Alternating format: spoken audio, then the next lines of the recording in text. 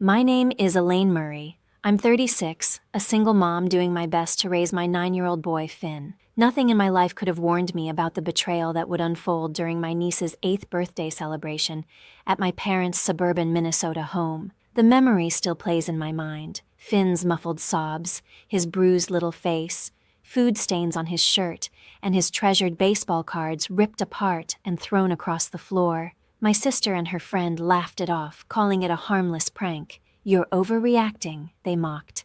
But I knew better. I saw the terror in Finn's eyes, the kind no child should ever have to feel. This wasn't playful teasing, it was intentional. They wanted to humiliate him, to crush his confidence. As realization hit me, my heart pounded. The very people I had trusted were the ones inflicting this cruelty. Each word they spoke sliced through me, years of unspoken resentment within the family crashing down like a storm. I stood frozen, hands trembling, knowing I had to face the truth, no matter how painful it was. What kind of family treats a child this way? How far would you go to protect someone you love? Stay with me as I reveal the shocking betrayal and how I found the courage to fight back. Have you ever had to confront your own family to defend someone dear to you? Tell me your story in the comments. I'll read them all. Raising Finn on my own has been the hardest yet proudest journey of my life. At 36, I've spent years rebuilding a stable world for us after divorcing Gary, Finn's father, a software engineer who moved to the opposite coast once we separated. I managed both motherhood and an accounting career from a modest Minnesota apartment. Every long evening buried in spreadsheets, every frantic drive to Finn's games or school performances, felt worthwhile when I saw his bright smile and heard him talk about his baseball cards, his little sanctuary. My sister has always viewed me as competition, her jealousy shadowing every success I've had. When I was 17, I earned a full scholarship to a top university for my academic record and debate victories. She sabotaged it by sending false claims to the admissions office, accusing me of plagiarism. The offer was revoked, and I spent years drowning in student loans. My mother, Beatrice, never questioned her. Instead, she gifted my sister a red convertible at graduation, saying she deserved it for her hard work, brushing off my honors as meaningless. My father, Stanley, stayed silent, his quiet approval speaking louder than words. He'd take my sister on special trips, while my own achievements earned me nothing more than a brief good job. The sting of that favoritism never faded. Later, in college, I met Gary and fell in love completely. Gary and I once built our lives around shared dreams, talking late into the night about the future we wanted together. But my sister forced her way between us, showing up uninvited on our dates and quietly poisoning Gary's thoughts with her sugary malice. "She's not ready to settle down," she'd murmur, her voice coated in false concern. Her whispers took root. Soon, small disagreements turned into bitter fights, our once solid bond cracking under the weight of her manipulation. When I confronted my parents about it, Beatrice waved it off with her usual dismissiveness. "She's only trying to help you too." And Stanley, true to form, said nothing at all. When the marriage finally collapsed, I was left raising Finn alone, piecing our lives back together while my sister escaped without consequence. Finn discovered his love for baseball cards at 6, after Gary gave him a simple starter pack that became his obsession. He'd spend hours sorting them by team and memorizing stats of legends like Kirby Puckett. His proudest treasure was a rare rookie card, one he'd saved his allowance to buy from Anita Wells at the neighborhood card shop. "Mom, this is my ticket to the big leagues," he'd tell me, gripping it like a championship medal.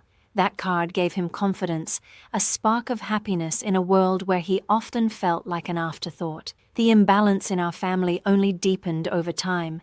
Beatrice spoiled my sister's kids with expensive toys, drones, gaming consoles, the latest gadgets, while Finn got used books, if he received anything at all. When I finally earned a promotion I'd worked toward for years, my mother barely reacted, instead gushing over my sister's short-lived real estate job. Stanley added, "She's got real business instincts," without so much as acknowledging my accomplishment. It wasn't ignorance, it was intentional, a clear effort to lift my sister up while pushing me down. I buried my resentment for Finn's sake, convincing myself that some family, even a broken one, was better than none. I kept bringing him to visit his grandparents and cousins, though each trip felt like walking into a battlefield.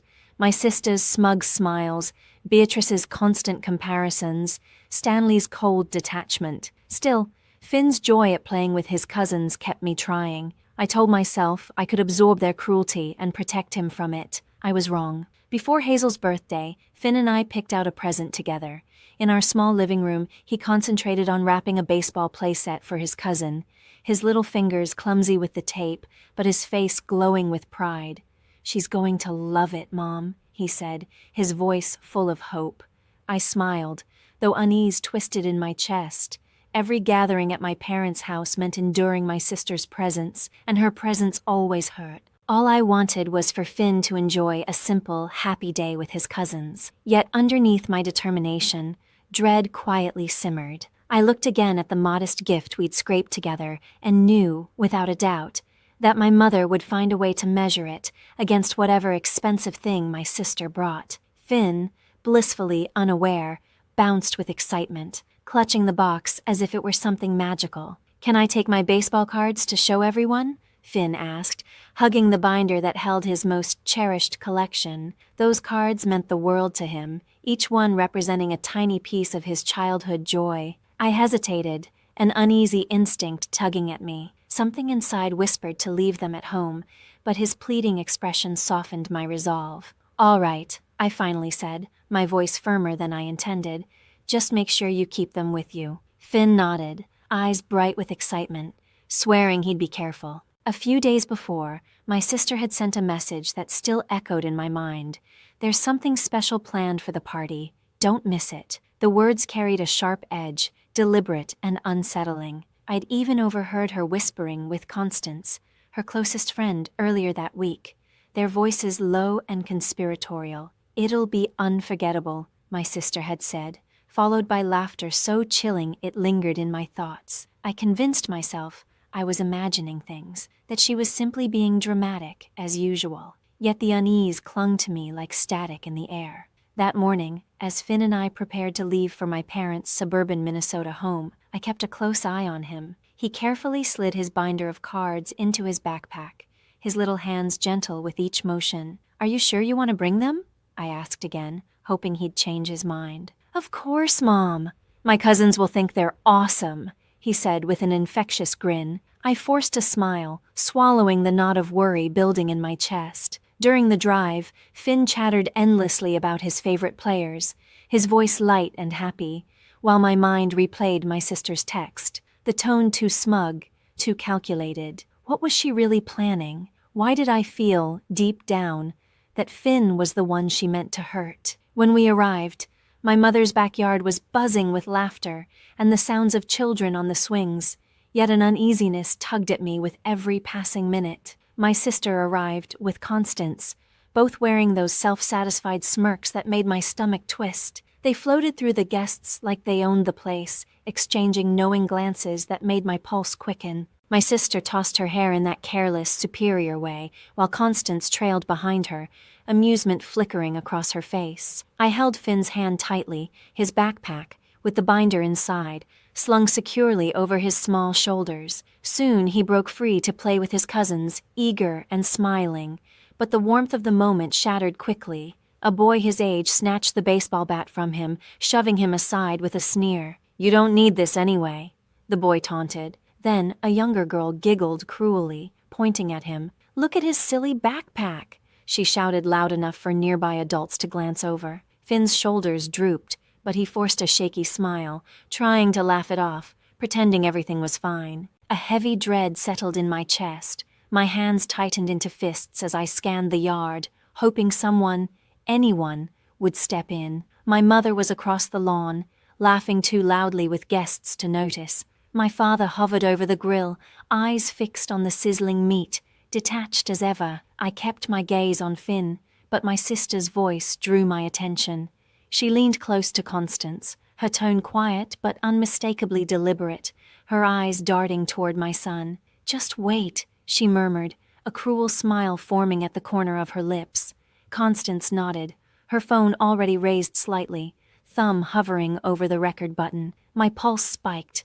I wanted to pull Finn close and leave right then, but he was already running off, desperate to join the others. I told myself to breathe, to stop imagining the worst, but the unease only deepened with every nervous glance he gave me. The play grew harsher. One of the boys shoved Finn down while chasing a ball, then doubled over laughing as Finn stumbled to his feet. "You're so slow," he jeered, tossing the ball to a girl who joined in his mockery. Finn clutched his backpack protectively, searching for me with wide eyes. I started forward, but my sister's voice sliced through the chatter, sugar-coated and venomous. "Let them play," she cooed, smiling with false warmth. Constance chuckled beside her, propping her phone in the grass, the lens aimed squarely at Finn. Around us, adults munched and chatted, oblivious. My mother waved dismissively when I voiced concern. "Kids will be kids," she said lightly. My father didn't even glance up. I hovered closer, every muscle tight with dread. Finn tried again to join the game, but the same boy blocked his path, shoving him hard. "You don't belong here." The words hit like a slap. The girl piled on with another sneer. "Why do you even try?" Finn's cheeks reddened as he wrapped his arms around the backpack, clutching it as if it were armor.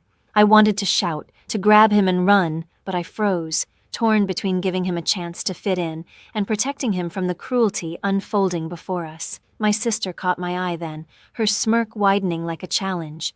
Constance remained motionless, her phone still trained on Finn, her expression hungry for whatever scene was about to unfold. Each giggle, each whispered word, twisted my stomach tighter. Finn tried to keep up his brave smile, though his eyes betrayed him. I edged closer, voice low and trembling. "Finn, stay near me." He nodded, but his cousins yanked him back into their circle, laughter sharp as glass. My sister leaned toward Constance again, whispering something I couldn't hear, both of them staring straight at my son. The dread that had been gnawing at me hardened into absolute certainty. Something terrible was unfolding, and I wasn't sure I could stop it. Then came a strangled cry from the small tent in the yard, so raw and frightened that it froze me in place. The noise of laughter and conversation faded into a distant hum as I tore across the lawn, my heart thundering in my ears. The tent flap hung open, and inside, under the muted glow, I found Finn crumpled on the ground,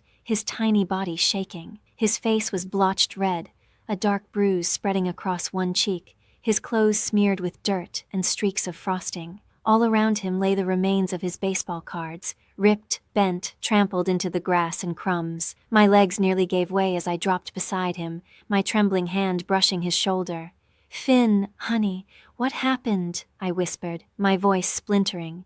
He looked up, eyes swollen and wet, his fear so deep it hollowed me out. "Mom, please don't say anything," he choked, his voice barely audible. "They'll just hate me more." The words struck harder than any blow. His small hands clung to my arm, pleading for silence. I pulled him close, his sobs muffled against my chest, each sound tearing through me. The fragments of his ruined collection, even his prized rookie card, lay scattered in the dirt. That simple joy he'd guarded so fiercely was destroyed. Yet what broke me most was his terror of being hated, of making things worse. My vision blurred with rage and grief, but before I could speak, his trembling voice came again. "Please, Mom, don't tell anyone. Please." The fear in him wasn't exaggeration. It was survival. I swallowed the scream rising in my throat, forcing myself to hold him instead. "I'm here, sweetheart. You're safe," I murmured, stroking his hair. Then came the sound that made my blood run cold, a cruel, mocking laugh just beyond the tent. I turned, and there she was. My sister stood with her arms folded, a satisfied smirk curling her lips. Beside her, Constance held up her phone, the red recording light blinking like an accusation. "What a performance," my sister sneered, her tone dripping with contempt. "Didn't think he'd cry that much." Constance giggled, tilting her phone to capture every second, her eyes shining with malicious glee. Rage flooded through me.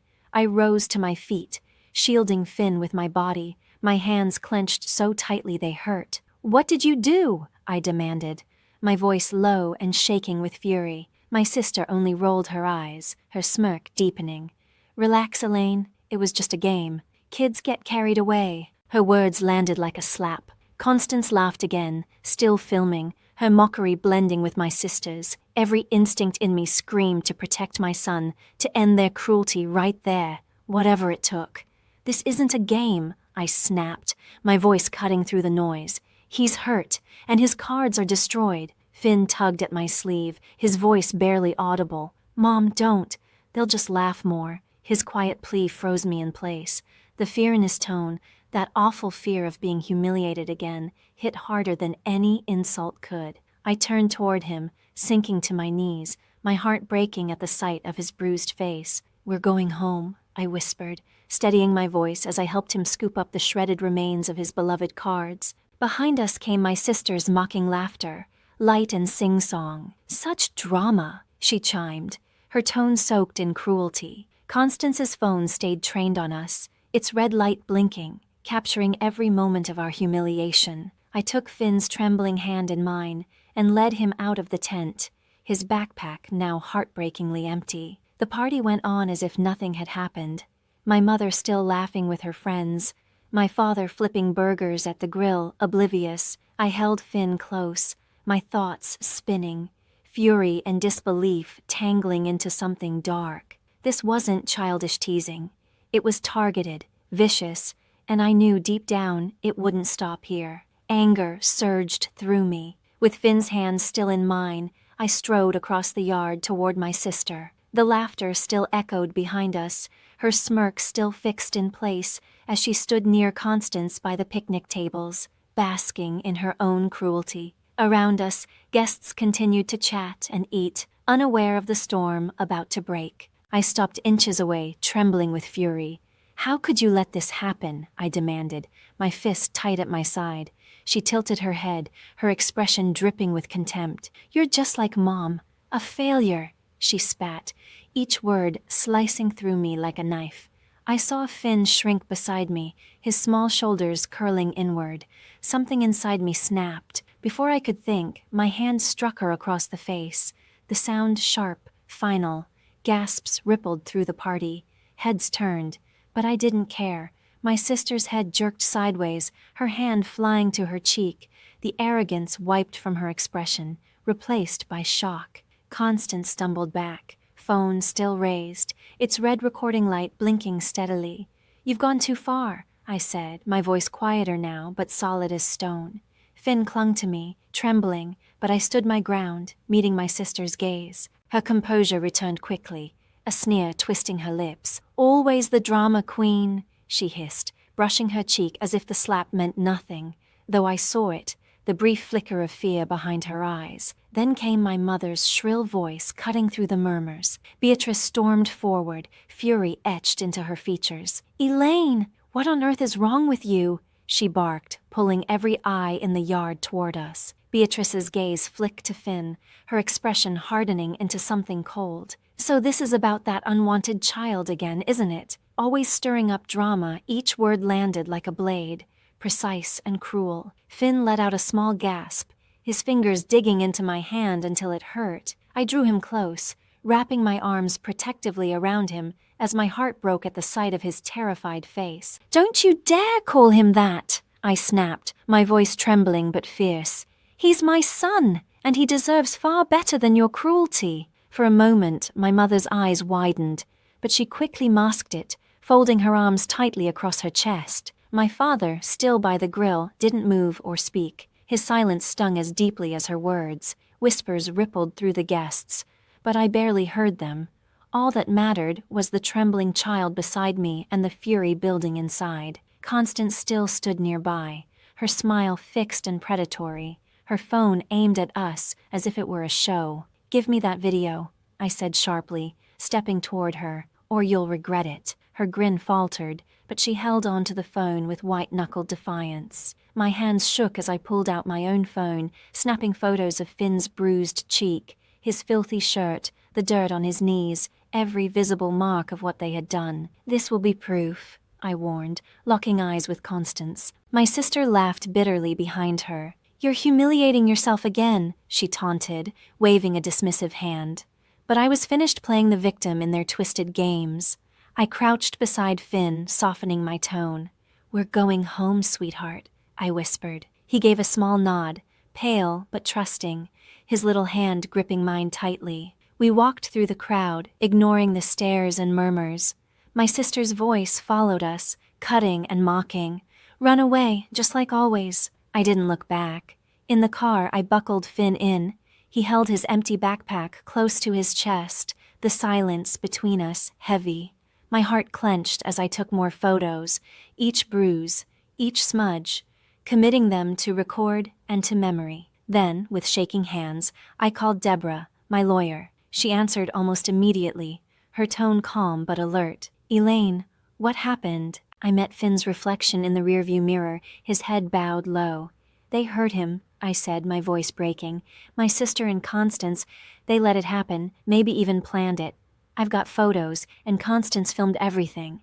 I want to press charges," I continued, the steel returning to my voice. "Assault, emotional trauma, everything we can." Deborah's tone shifted into sharp professionalism. "Send me the evidence," she said.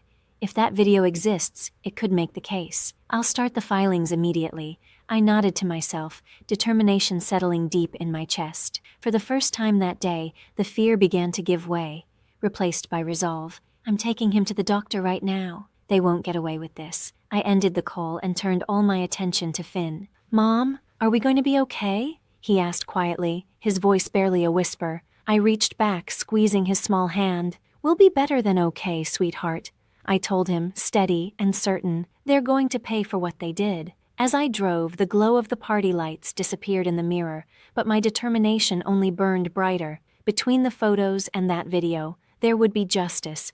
Real, undeniable justice. For my son. The following morning, Beatrice appeared at my door holding a small gift box, her expression tight, her usual poise cracked by guilt. "Elaine, can we talk?" she said softly, extending the box like a peace offering. I stood firm in the doorway, Finn hidden behind me, his wary eyes peeking out.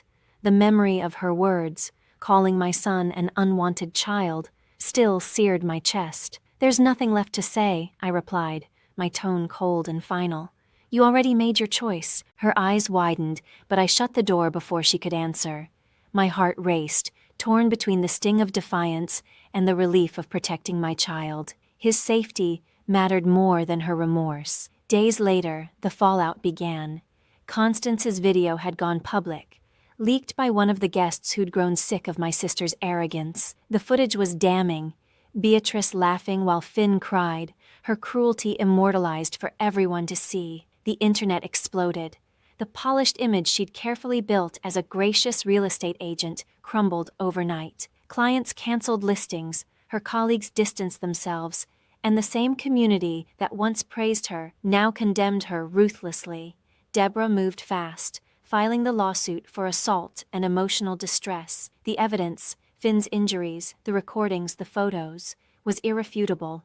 Beatrice's frantic voicemails flooded my inbox, full of tears and excuses, but I deleted each one without listening. Justice was already closing in. From then on, I focused only on helping Finn heal. The bruises faded, but his silence lingered, heavy and unsettling. I took him to Dr. Larson, a gentle child psychologist who helped him find his voice again. "I think if I stay quiet, people will like me more," he whispered during one session. The words broke me, but I squeezed his hand, promising he would never face cruelty like that again. At home, we began to rebuild. Gary, my ex-husband, started calling every evening, teaching Finn baseball tips over the phone. Each call brought back a spark of joy to my son's eyes. Our friends Theo and Evelyn wrapped us in kindness.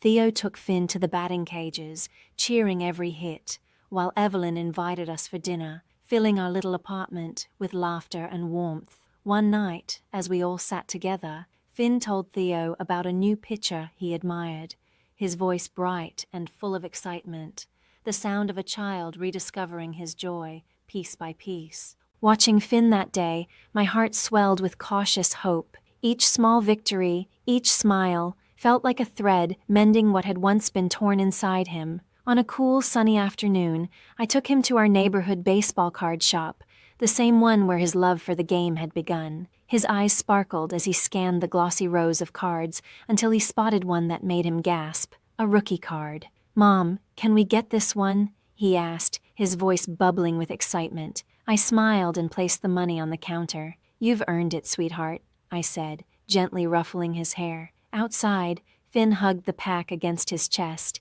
his steps lighter than I'd seen in months. It was as though he had finally set down the weight he'd been carrying. Therapy with Dr. Larson continued, each session helping him peel back another layer of fear. "He's remarkably resilient," Dr. Larson told me once, "but your love, that's what keeps him grounded." I poured every bit of myself into him, reading bedtime stories, cheering from the sidelines, listening when he whispered his worries late at night. Gary even joined one of the sessions. His steady presence helped rebuild the fragile bridge between father and son. Theo and Evelyn invited us to a picnic, where Finn chased a ball across the grass with other kids, laughter spilling out of him, bright, unguarded, and real. With every day, his confidence returned, and his joy felt less like recovery and more like rebirth. Meanwhile, my sister's world unraveled completely. Deborah pressed forward with the lawsuit, demanding full accountability. The viral video had destroyed Beatrice's reputation, her name now synonymous with cruelty. When she called me, her voice shaky and desperate,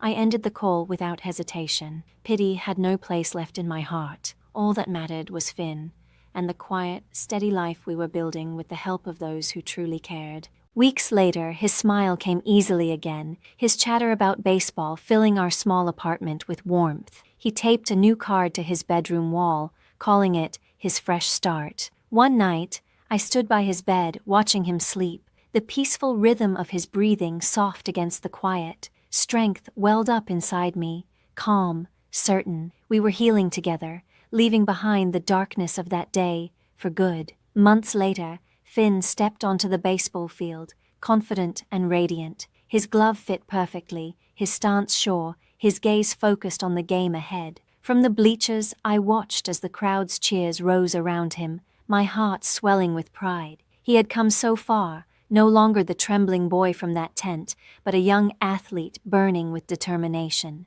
When the case finally concluded, Deborah presented the photos and the video in court, irrefutable proof of my sister's cruelty. The judge granted a restraining order, forbidding her from contacting either of us. Her reputation, already shattered by the viral exposure, disintegrated completely. Her once glittering career reduced to nothing but silence and isolation. I didn't feel victorious, only relieved. Finn was safe, and the truth had prevailed. Justice, I realized, wasn't revenge. It was freedom. I blocked Beatrice's number, and eventually the calls stopped. Her voice, and the chaos she brought, faded out of our lives for good. The voicemails she left, full of excuses and shallow remorse, went unheard. I owed her nothing, not after what she'd done to my son. Blood no longer defined what family meant to me. Family was built by the ones who stayed, who showed up when everything fell apart. Gary, Evelyn, and Theo had become our foundation, the steady anchors that kept us grounded. With their support, Finn began to flourish again. At school, he joined the baseball team, earning his place through hard work and quiet determination. His coach praised his quick reflexes, and his teammates began to chant his name with pride. One sunny afternoon, Gary took Finn to practice, tossing pitch after pitch while Finn swung with growing confidence. "You've got real talent, kid," Gary said, smiling wide. Finn's laughter carried across the field, pure and light. Moments like that, filled with belief and encouragement, helped him bloom into himself again. Evelyn and Theo never wavered. Evelyn baked the cookies Finn adored, filling our apartment with their warm, sweet scent, while Theo shared stories about his own childhood games, inspiring new dreams in Finn's young heart. At the team's cookout, Finn ran freely with his friends, laughter bubbling out of him, joy unrestrained. I watched from the sidelines, my chest glowing with gratitude. These were the people who had chosen to love us. They were the family we were meant to have. One evening, Finn sat at the kitchen table, arranging his baseball cards with careful precision. "Mom, I'm glad we have each other," he said quietly, but with conviction. I knelt beside him, resting my hand on his shoulder. "Me too, sweetheart," I whispered. "Family is the people who protect you, the ones who lift you up." Finn nodded, understanding more than any child should have to. That night, when I tucked him into bed, he wrapped his arms tightly around my neck. a hug filled with trust and peace. I held him close, knowing that we had finally stepped out of the darkness. The court's decision had sealed our protection. The video that once symbolized his pain had become the very proof that set us free. The weight of my mother's judgment and my sister's cruelty was gone. Beatrice's betrayal had revealed something I would never forget. Family isn't defined by shared blood, but by shared love. It's made of those who stay when it would be easier to walk away. As Finn's baseball season rolled on, I cheered at every game, my voice echoing alongside Gary's and Theo's. Evelyn's laughter filled the stands as she passed out cookies to the kids. And when Finn hit a double, his teammates swarmed him, their cheers rising into the bright afternoon air. I clapped until my palms burned, smiling so hard it hurt. He wasn't the frightened boy I'd found crying in that tent anymore. He was Finn, strong, confident, and surrounded by love. Looking back, I could see how far we'd come. The pain of that day hadn't broken us. It had forged us into something unshakable. I had learned to release the people who wounded us, and to build a home with those who loved us without conditions. Finn had discovered that he was enough, that his worth was never tied to anyone else's approval. Together, we found our strength and created a family out of choice, not obligation. As the sun dipped below the horizon, its warm glow spilling across the baseball field, Finn turned toward me, raising his glove high in triumph. I waved back, my heart brimming with love and pride. Family isn't defined by blood. It's the people who protect you, who believe in you, who stay. And finally, we had found ours.